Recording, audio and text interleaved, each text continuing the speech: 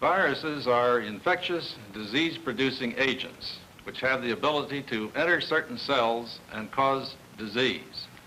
Actually, the viruses can cause disease in almost all kinds of living things.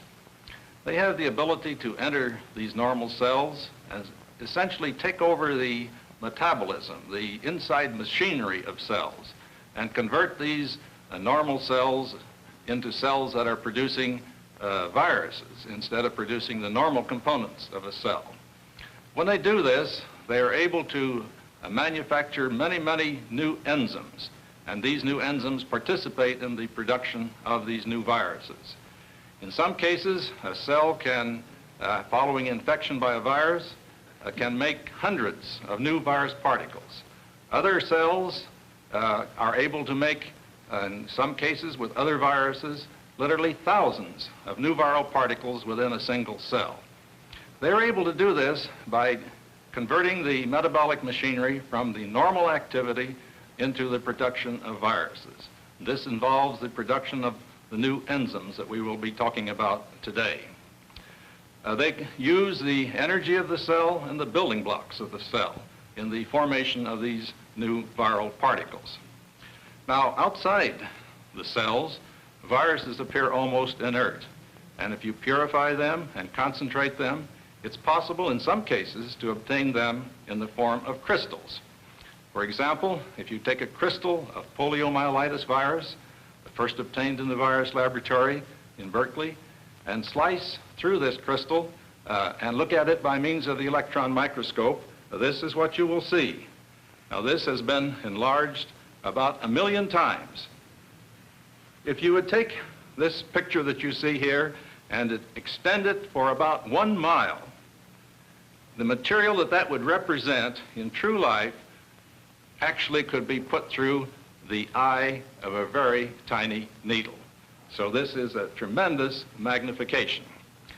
Now, if you take one of these little particles that you see here, which represents an individual polio particle, which, by the way, could cause disease in man or in animals, and enlarge it another 65 times, it's possible to get a model such as the one that you see here. Now, this model actually represents about all we know about poliomyelitis. As you can see, it has these protein building blocks on the outside, and inside the structure, you have nucleic acid.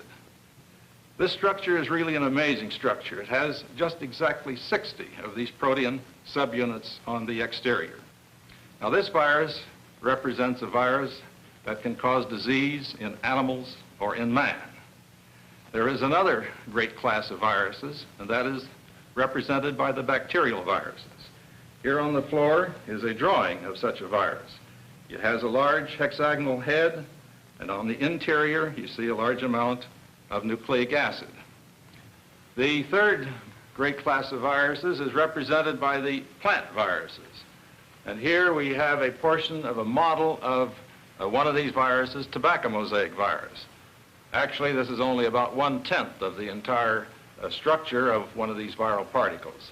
It's composed of these protein subunits on the exterior, and on the inside we have nucleic acid. Now, it's amazing that all of these diverse-shaped objects have the ability, when they get within certain living cells, to change over the entire inside, the metabolism of these cells, from making ordinary normal proteins and normal nucleic acids and make these virus structures that you have seen here. This is a perfectly amazing phenomenon. Just one of these particles going into the factory that we call a cell and changing the entire insides of that cell with the formation of new enzymes and new building blocks to make not normal things, but these viral particles. Now, this has been a particular area of interest to one of my colleagues, Arthur Pardee, and I'd like to have him come and tell you something more about this very fascinating subject. Today I'd like to talk to you a bit about how viruses manage to harm us. You know that viruses can do a great deal of damage. They can make us sick, they can paralyze us, or cause cancers, or kill us. If we knew something about how viruses manage to do these things, we would perhaps be able to prevent some of their actions. Now, the first thing that strikes us about a virus is that it's very small, much smaller than we. We can't even see a virus under a high-powered ordinary microscope. And yet this tiny virus is able to do a great deal of damage.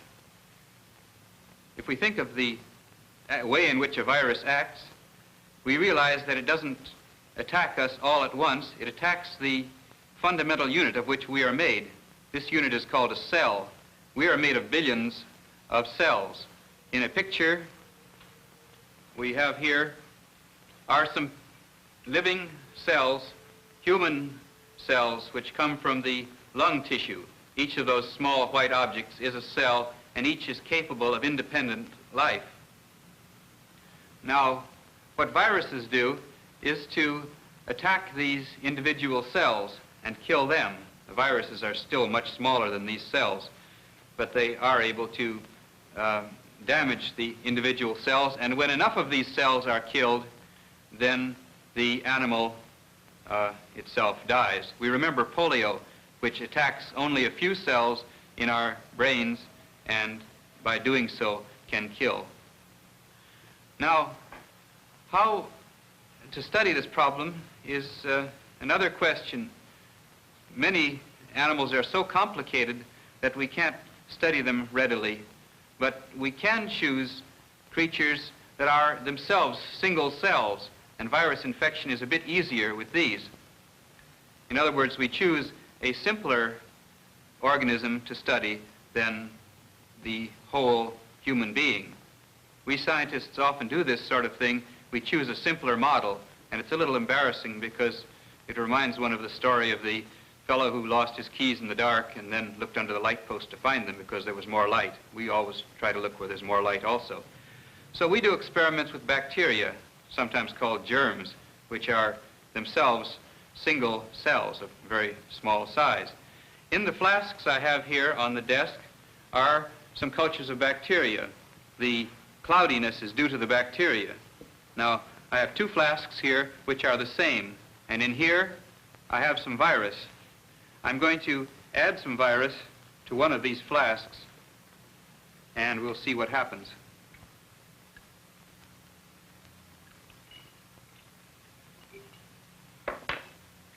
Now we'll take these flasks and put them someplace where they are able to let the bacteria grow, and we'll look at them after a little while. We know from electron microscope pictures, such as this one, that the viruses, the small dark objects in this picture, attach themselves to the bacterial cells. Then what happens can be summarized by the animated film that we will look at this point.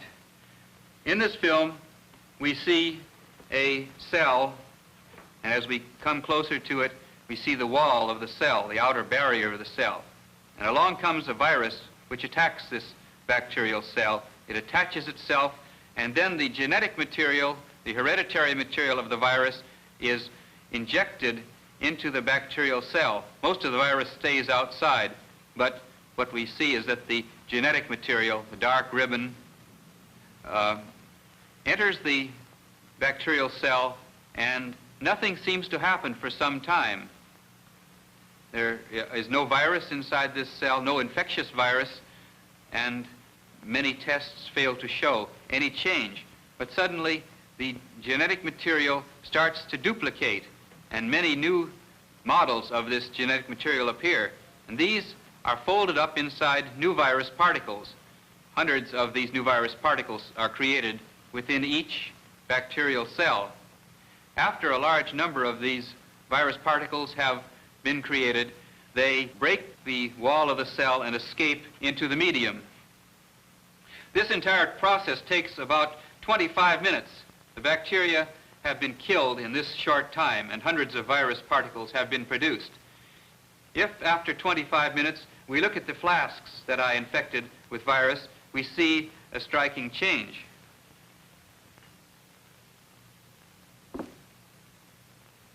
The flask marked with a V, which was infected with virus, has become clear. The flask that was not infected with virus still has the active bacteria inside it. The bacteria have been dissolved by the attack of the viruses. Now, our problem here is to look more closely into the things that went on when the viruses killed the bacteria. To do this, we can't use microscopes because microscopes can't see enough. We have to use chemical methods, methods which involve the chemical changes in the bacterial cells. Now, to talk about the chemistry of viruses, we have to know a little bit about the kinds of chemicals that are in viruses. There are an enormous variety of chemicals in a virus, and we will have time to talk about only a few of these. And in the next movie that you will see, we will examine the changes that occur in some of these chemicals. Here we have symbols of the kinds of chemicals that we will discuss.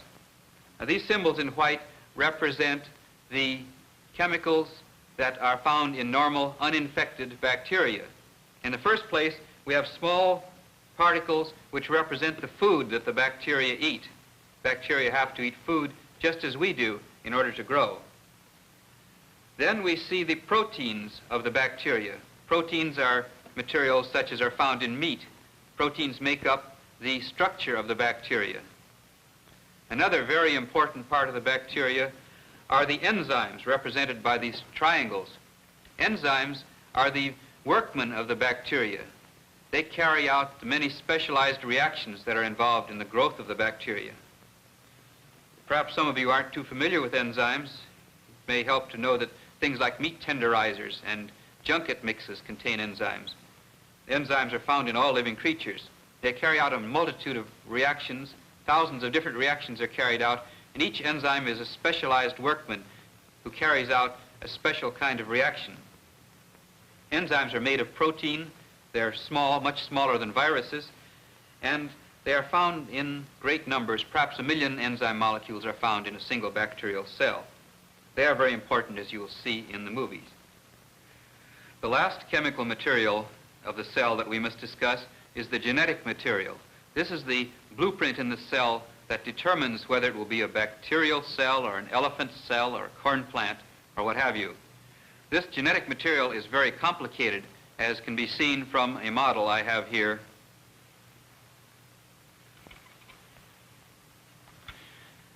This model represents a short piece of genetic material. Actually, in a bacterium, this would extend for perhaps a mile.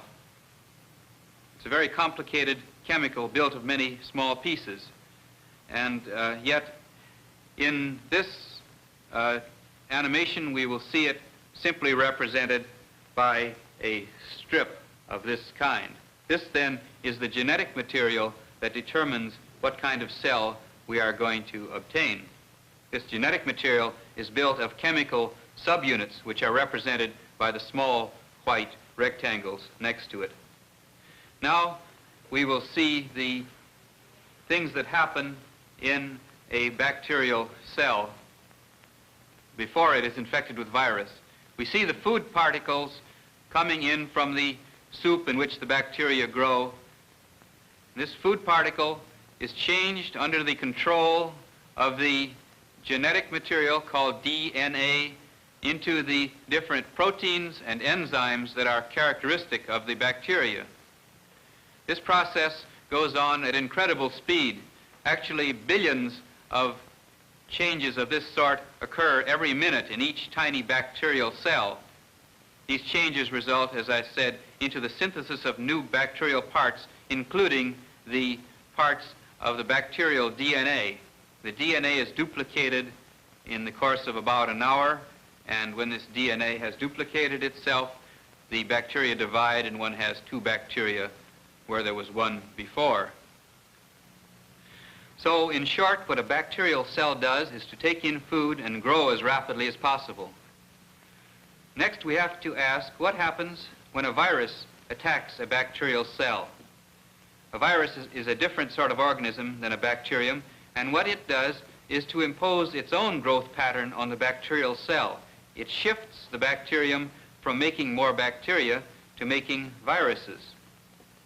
Now, we think of a bacterial cell as a sort of factory which is busy turning out more bacterial parts, and we can think of the virus-infected bacteria as a factory which turns out more virus parts.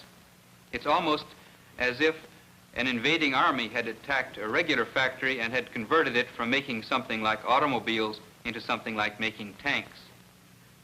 There are two sorts of processes that go on when viruses infect bacteria. The first is the stopping of the bacterial chemistry, and the second is the starting up of the virus chemistry. Now, to discuss this, we have to say a little about the chemistry of viruses, what they are made of. Now, models, much like those that I showed you a moment ago, except black, we have depicted the parts of the virus, and they are a lot like the parts of the bacteria. We see here a symbol which represents a virus. The virus is composed of an outer coat of proteins, the round black particles, and an inner section which contains the nucleic acid, the genetic material of the virus. And this genetic material, incidentally, is a great deal like the genetic material of the bacteria. Now, the separate virus parts are shown in the symbols next to the virus. The round dots, as I said, represent the special kinds of protein that are found in the virus. The triangles represent special enzymes that are used in producing viruses. These enzymes are not found in the virus particles, but they are necessary for the production of the virus particles. And then we have the strip which represents the genetic material, the DNA of the virus, and we have the little rectangles which represent the parts of the DNA of the virus. Now, let us look at some more animated movies to see what happens in a virus-infected cell. Here's our bacterial cell growing and making its genetic material as it was before, taking in the food and changing it to the various bacterial parts. Now, a virus attaches itself and injects its genetic material into the bacteria. The destructive processes now start. Enzymes are released, new sorts of enzymes, which attach themselves to the DNA, the genetic material of the bacteria, and crumble it into pieces by attacking it chemically. The genetic material has been destroyed, and no new bacterial parts can be created after this point. Instead, virus parts start to be made, enzymes which are important in making the new parts which will eventually appear in viruses.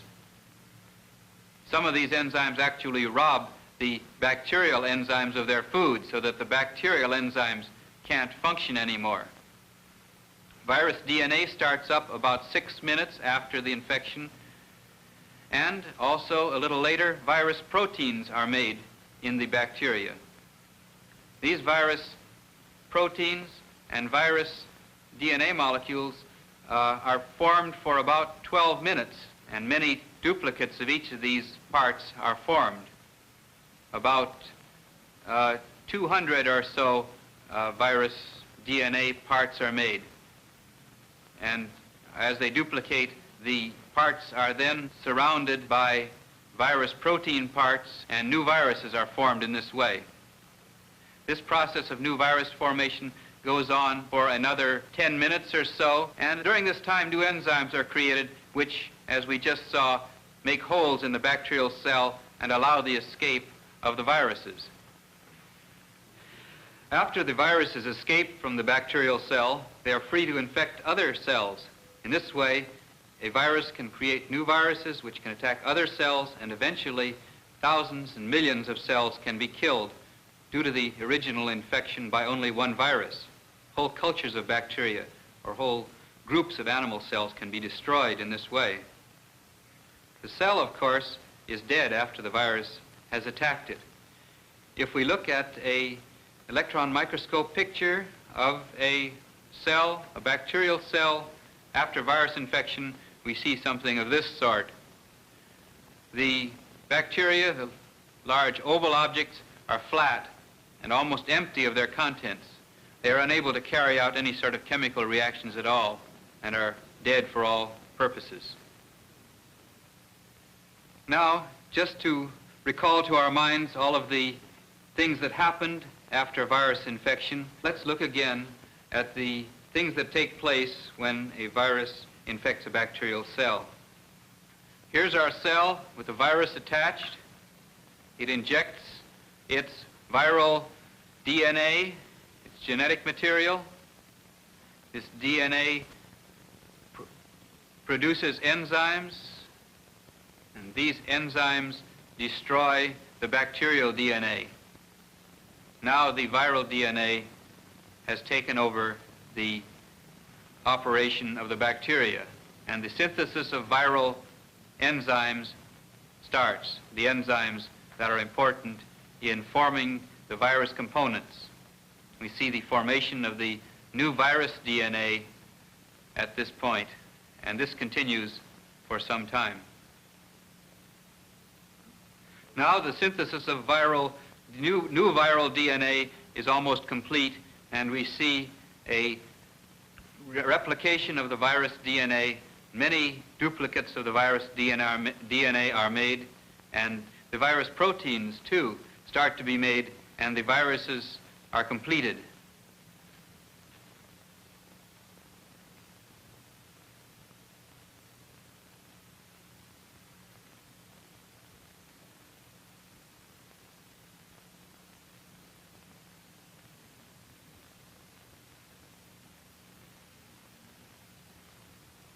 We have new infectious virus particles in the bacteria, and at this point, the attack on the cell wall begins. The enzymes chew holes in the cell wall, and the viruses escape. So we have seen how one special bacterial virus manages to kill cells and to multiply. As I said earlier, this virus serves as a sort of model to help us understand how other viruses act. We know very little about the actions of many other viruses. We do know that they occur in many different shapes. For example, here is the sort of virus that we've been discussing, a typical bacterial virus. Here is a small spherical virus like polio, and here is a larger spherical virus like flu. We have two viruses that are shaped like long rods, for example, the tobacco mosaic virus. We know also that the chemical compositions of these viruses are different. Some contain DNA as genetic material, like the bacterial virus, and others contain a related substance called RNA, ribonucleic acid. We know a little about where these viruses multiply in the cells, but a lot needs to be learned about this.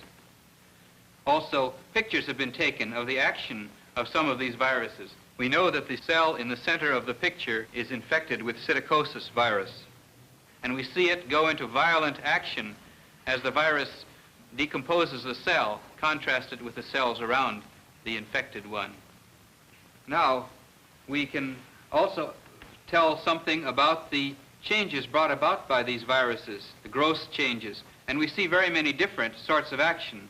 With polio, for example, something happens comparable to what happened with the bacterial virus. Polio lyses the cell and the virus escapes. On the other hand, with diseases like flu and mumps, the virus leaks slowly out of the cell, and the cell is not decomposed by the virus. Still, other viruses cause cancers. They don't stop the cell from growing, but rather stimulate its growth, so that cells which normally wouldn't grow at all grow and grow and grow until they kill us. Here is a picture of some minute cancers that have been created by infection with a virus. Each of those little masses of cells show a place where the cells are growing faster than normal under the influence of virus infection.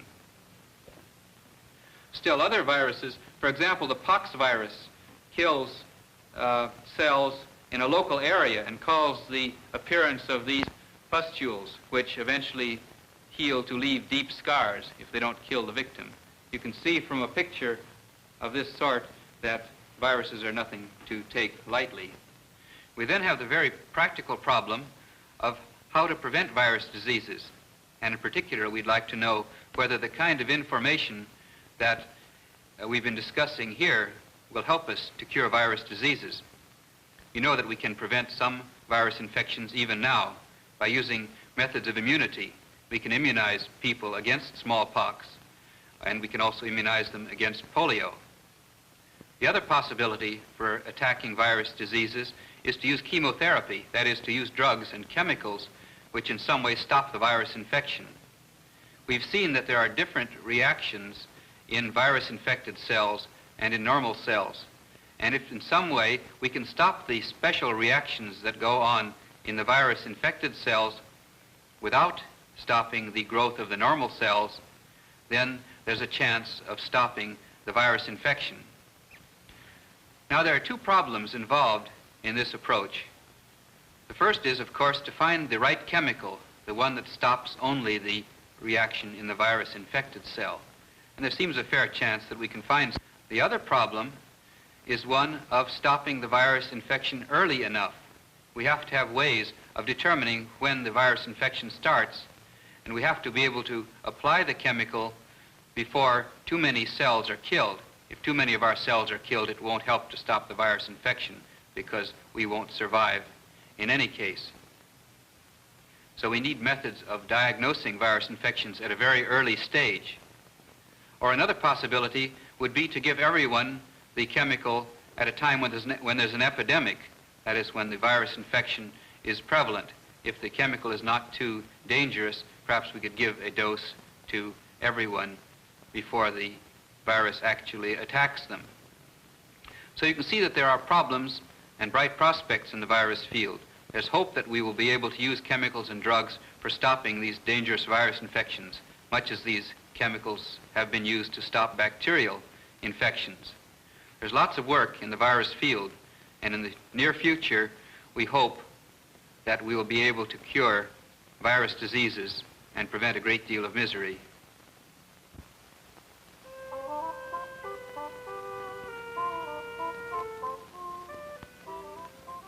Virus was produced for the National Educational Television and Radio Center by KQED San Francisco, in cooperation with the Virus Laboratory of the University of California at Berkeley.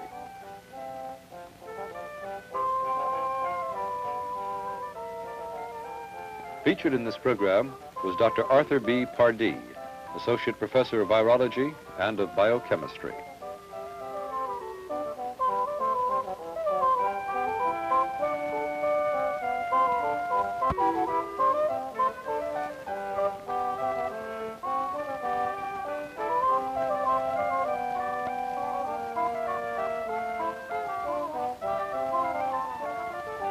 The series was made possible by a grant from the National Science Foundation.